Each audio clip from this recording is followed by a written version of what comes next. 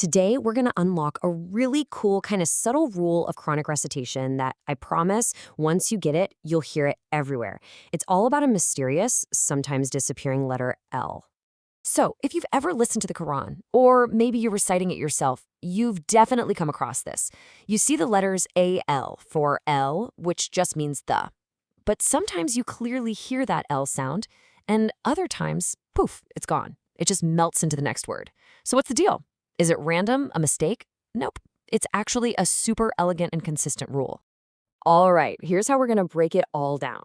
First, we'll meet the two main characters here, the two types of lam.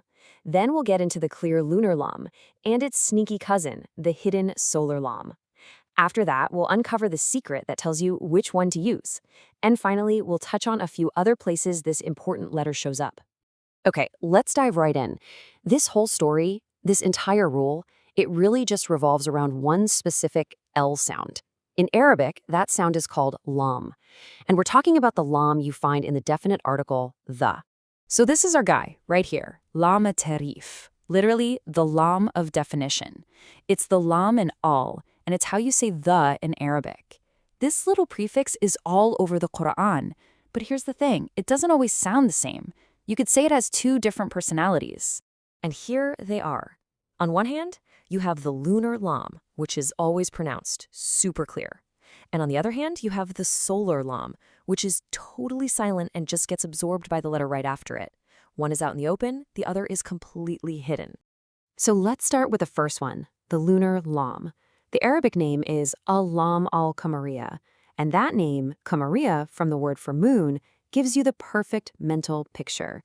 Just like the moon is this clear, bright, distinct object you can see in the night sky, this la sound is clear and distinct when you say it. And the rule here is just so straightforward. When it's a lunar lam, you say the L. That's it. You see it in the text, you pronounce it out loud. No tricks, no secret codes. Let's hear what that sounds like. Did you hear that? Al-Ghafur, Al-Hakim, Al-Kabir, Al-Qadus. In every single one of those, that L sound is crisp. It's there, you can't miss it. That is the lunar lam doing its thing, shining bright, just like the moon. Okay, now for the other one, the solar lam, lam Shamsiyyah. So if the first one is like the moon, this one is like a star during the day. You know the star is technically there in the sky, right? But you can't see it because its light is completely overwhelmed by the sun. Well, that's what happens here. The lam is written on the page, but its sound gets totally absorbed by the more powerful sound of the letter that comes right after it. So the rule here is silence. You just skip the L sound completely. You pretend it's not even there. Instead, your tongue goes straight to the next letter, and you give that letter a little extra stress, what's called a shadda in Arabic. All right, listen really carefully to these examples. We don't say al-salam. No, we say as-salam. See how the L just vanishes? And we put the stress on the S.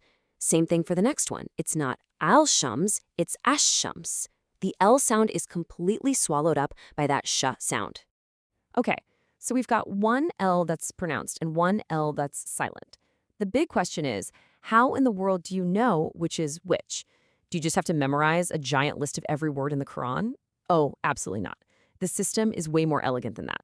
The secret is actually hiding in plain sight. And here it is. The secret is unbelievably simple. It all comes down to the very next letter, the first letter of the word that comes right after al. See, the 28 letters of the Arabic alphabet are split into two teams. 14 are lunar letters, and the other 14 are solar letters. If the word starts with a lunar letter, like g or h, you pronounce the L. And if it starts with a solar letter, like s or sh, you skip the L. That's it. That is the entire rule. You never have to guess. You don't have to memorize a bunch of words. All you have to do is look at that very next letter, and it tells you exactly what to do. It's a perfect, simple system. Now, this whole lunar and solar rule for the definite article al is definitely the most common place you'll see this in action. But it's also worth pointing out that the letter lam is really important in a few other key places, where its pronunciation is always fixed. For example, in the name of God, Allah, that lam is always pronounced, and it has this really special heavy sound. And you also hear it clearly in words called relative pronouns, like alafi, which means the one who. This just shows you how deep and consistent the rules of the language really are. So, to wrap it all up, what's the most important thing to remember?